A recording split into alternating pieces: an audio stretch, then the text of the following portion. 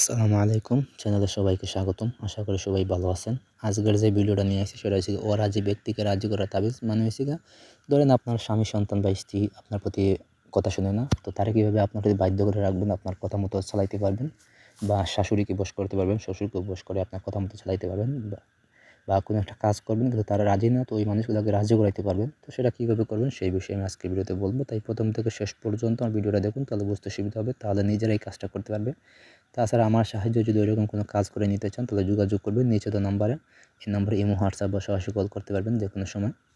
তো যে কোনো পরামর্শ নেওয়ার জন্য যোগাযোগ করতে পারেন। কাজটা নিজে কীভাবে করবেন, এই যে নকশা দেখতে পারতেছেন স্ক্রিনে, এই নকশাটাই লিখবেন হচ্ছে গিয়া যে একটা বুজ পাতা অথবা হচ্ছে গিয়া চুত্রা বা গাছের পাতা, লিখবেন হচ্ছে গিয়া এই সিঁদুর, খাম সিঁদুর, তারপর হচ্ছে গিয়া যে সিঁদুর ব্যবহার করে মানুষ ওই সিঁদুর, তারপর হচ্ছে গিয়া জাফরান, তারপর গরুচেনা, দুধরা গাছের রস একসাথে মিক্স করে একটা কালি তৈরি করবেন। ওই কালি দিয়ে আপনি তাবিজটা লিখবেন। তো তাবিজের ঠিক নিচে হচ্ছে গিয়া দিবেন যে ব্যক্তিগুলো রাজি না তাদের সবার নাম দিবেন এবং এর উপরে আপনার নাম দিবেন। ঠিক আছে, লিখবেন সেটা সোমবারে তাবিজটা লিখবেন। মোট যজন ব্যক্তি রাজি না ওইজন ব্যক্তি করে একটা করে তাবিজ লিখবেন। যদি একজন হয় একটা লিখবেন, দুইজন হয় দুইটা লিখবেন, তিনজন হয় তিনটা তাবিজ লিখবেন। ঠিক আছে, তো ওইভাবে তাবিজটা লিখবেন। সোমবারে লিখবেন সন্ধ্যা পরে, অথবা আপনি গভীর রাতে লিখতে পারেন পাক পবিত্র হয়। লেখা হয়ে গেলে আপনি করবেন কি, এই তাবিজ যজন মানুষ আছে ওইজন ওইটা পানিতে ভিজাইবেন 3 দিন। তো 3 দিন ভিজানোর পর ওই পানিটা ওই মানুষের শরীরে ছিটা দিবেন, তারে পান করাইবেন।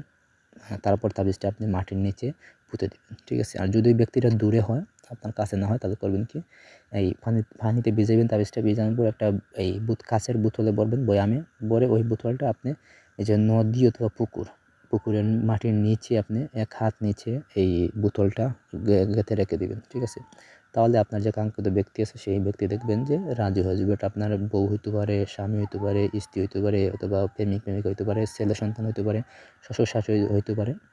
মানে যে কোনো মানুষকে আপনি রাজি করাইতে পারবেন যে কোনো কাজে। তো এই হলো কাজ তদবির। ধন্যবাদ সবাইকে।